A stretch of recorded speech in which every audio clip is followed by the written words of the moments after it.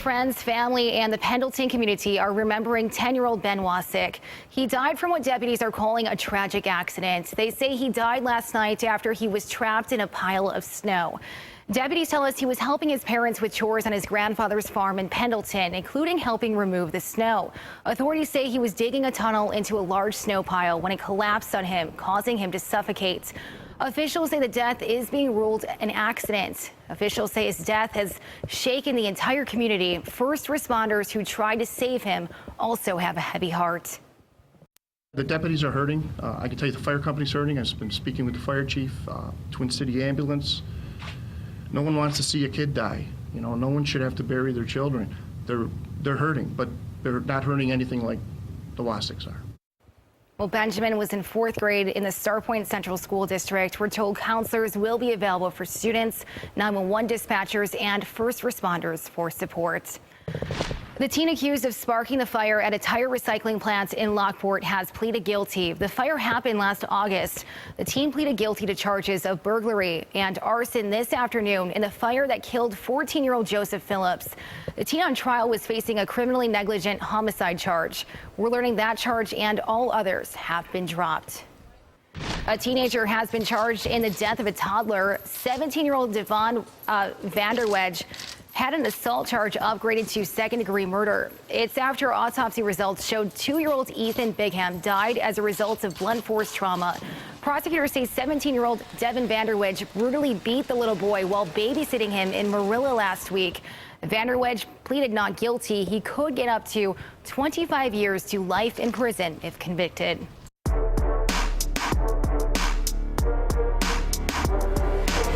Well, the big dance is going on right now in Buffalo. The NCAA tournament started today at KeyBank Center. It's causing a buzz around downtown Buffalo. Rachel Monjovi is there right now talking to fans. Rachel, what's happening down there? Well, Christy, it's the calm before the storm. Thousands of fans are inside the arena right now, but as soon as the second game wraps up, there's a 90-minute break. All fans are going to be forced to leave the arena, and then they're going to take some time to go get some food, drinks, explore the city. And we've talked to many fans so far, and they all have a pretty good impression of Buffalo. Restaurants have been gearing up all week for the fans. A couple of them left the game early so they can get a head start and a seat at a nearby restaurant. Everyone has been telling us how much they are enjoying downtown Buffalo. People are really raving about the food and the fact that we have so many locally based restaurants. A few people were surprised we didn't have Uber, but if there's one thing the city is known for and something that visitors have picked up on is that this is the city of good neighbors. People we talked to said they have had such a warm welcome from Buffalonians. We like it. We got in Monday night with the team, and it was obviously pretty snowy and a little bleak, but we made it through that, got a couple practices in. Sun came out today, so we've been able to move around a little bit, and people have been fantastic, just really nice and hospitable, so we've enjoyed that aspect for sure. And keeping in line with the city of good neighbors, during the 90-minute intermission, which will be happening shortly, a handful of restaurants downtown will be paying for meals for out-of-town guests, so that will be a huge surprise for a lot of people. Now, if you are just getting out of work or plan on coming to downtown to watch some of the games, keep in mind that a lot of the parking lots near the arena are charging $20 to $25 to park your car, but there is also a taxi staging area downtown. The Metro Rail is in service today, so a lot of transportation options if you are coming to the city later tonight. For now, reporting live at Canal Side, Rachel Monjovi, News 4 at 4. Rachel, important information. Thank you. Well, fans have to leave the KeyBank Center for 90 minutes between the two games. Some fans are walking to restaurants nearby, but they need to get a cab to go any further. A lot of them are shocked that we still do not have ride sharing in Buffalo. News 4's Angela Christoforos joins us now with reaction. Angela? Christy, Buffalo is the only NFL city that still doesn't have Uber or Lyft. Many people visiting from out of town say they notice how much Buffalo has grown, but they say not having a cheap, convenient way to get around is a knock on the city. We had to walk 20 minutes in the cold last night just to find a bar. It's terrible. Tried to hail a cab, they hung up on us. For people who, don't have a car from out of town, then it's a big negative not to have it. Thousands of college basketball fans plan to check out restaurants and other spots in the city while they're here.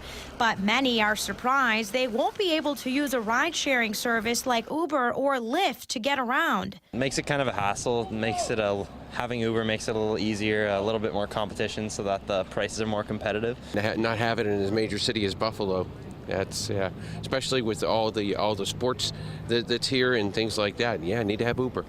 But there is another plan in place to accommodate fans. Visit Buffalo Niagara worked with the city and local taxi companies to make sure about 100 cabs will be ready. We have a parking stand for that 90-minute window of time where we'll be getting people out of the arena, out and about in the community to get something to eat. A lot of visitors say taking a cab is usually more expensive than using Uber. But for some people, that beats walking in the cold. We've been walking. Yeah, we're walking. There's no Uber. When visitors open their Uber app here in Buffalo, they'll get an email asking them to tweet about getting ride-sharing in Buffalo to catch lawmakers' attention. For me, convenience is the most important thing, so I would think that would be the most important thing for most people anyway. Now, Visit Buffalo Niagara is also trying to reach fans through social media. As fans are venturing around the city, a team of volunteers will be using the hashtag HoopsBuff to provide updated info on space at local restaurants. As for Uber, there's no telling when it will be here in the Queen City. Live in the studio, Angela Cristoforos, News 4 at 4. Next in News 4, mini man caves. Men are turning their closets into a miniature oasis. We take a look inside. And after feet of snow earlier this week, pretty quiet end to the week ahead. We have some sunshine out there today, more of it tomorrow. But what about the weekend? Your 4 and forecast coming up.